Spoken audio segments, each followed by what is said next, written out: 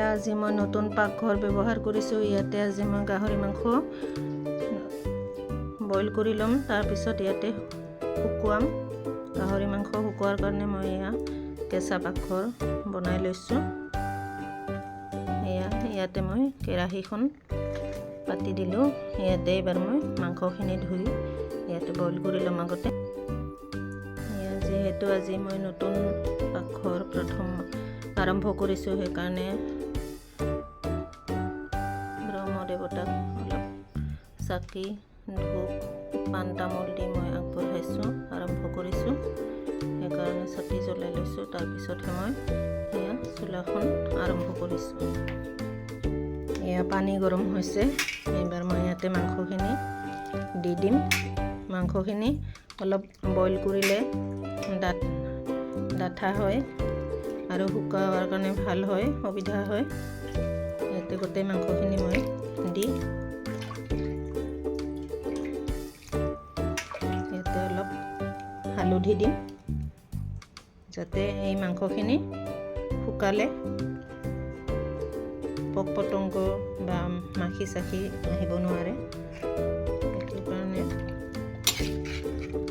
আৰু হালধি দিলে কালাৰটো অলপ ভাল দেখা হয়। এনেকুৱা মই মাংসখিনি অলপ সিজাই ল'ম। মাংসখিনি মই দীঘল দীঘলকৈ কাটি লৈছোঁ। এনেকুৱা শুকালে তাৰমানে মাংসখিনি গোটেই সৰু হৈ নাযায়, যিহেতু চৰ্বি থকা মাংস হয়।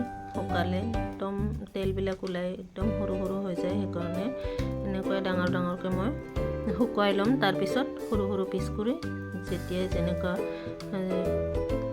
তৰকাৰী বনাব মন যায় তেনেকুৱা মই সৰু সৰু পিচ কৰি বনাম।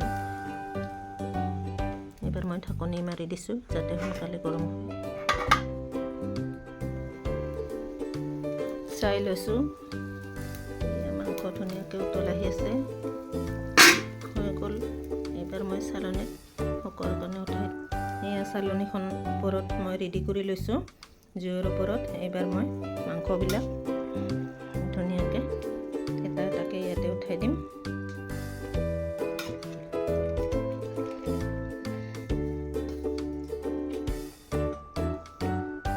সেয়া মাংসখিনি ধুনীয়াকৈ উঠাই ল'লোঁ মই চালনীত।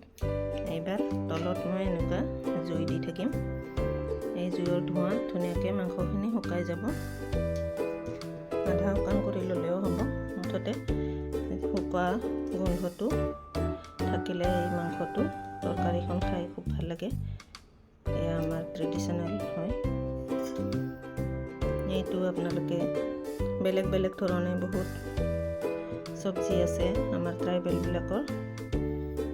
এইখিনি মই আগতে শুকুৱাই ল'ম, তাৰপিছত মই বেলেগ বেলেগ তৰকাৰী ইয়াৰ পৰা বনাম। আজি শুকুৱাই লোৱা ৰেচিপিটো দেখুৱাই লৈছোঁ।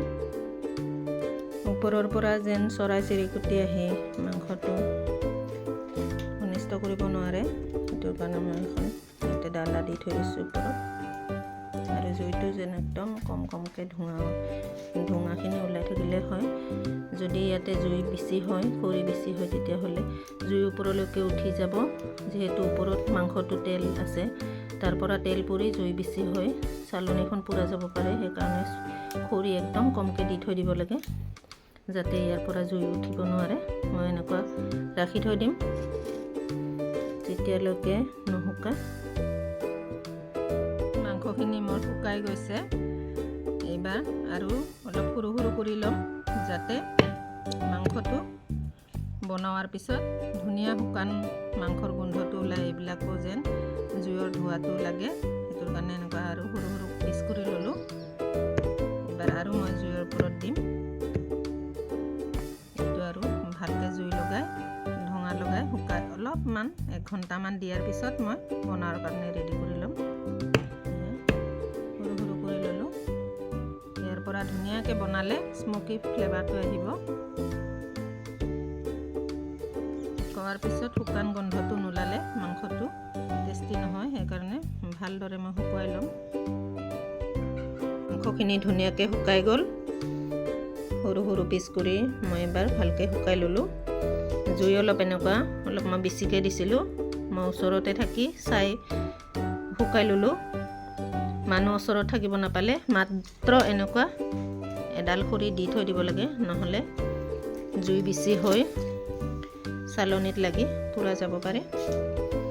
এইখিনি মই এই খালৈটোত ধুনীয়াকৈ ভৰাই ইয়াতে আলি থৈ দিম জুইৰ ওপৰত। এয়া মাংসখিনি মই খালৈত ভৰাই ল'লোঁ। এইবাৰ এই মাটিৰ এই বাতিটোৱে দি ভালকৈ টাইটকৈ মাৰি এই ৰুমালখনেদি মই ধুনীয়াকৈ বান্ধি ল'ম। এয়া খালৈখনত মই মাংসখিনি সোমাই জুইৰ ওপৰত এনেকুৱা বান্ধি থৈ দিম। ইয়াতে মই ভাত তৰকাৰী বনাই থাকিলে ইয়াৰ পৰা ধোঁৱা লাগি মাংসখিনি ভালে থাকিব। আগৰ মানুহে এনেকুৱাই জুইৰ তাপত চোলাৰ ওপৰত মাছ মাংস শুকাই বা কিছুমান শাক চব্জি শুকাই ৰখাবিলাক এনেকুৱাই জুইৰ তাপৰ ওপৰত থৈ দিছিলে। সেইটোৱে মই দেখাইছোঁ।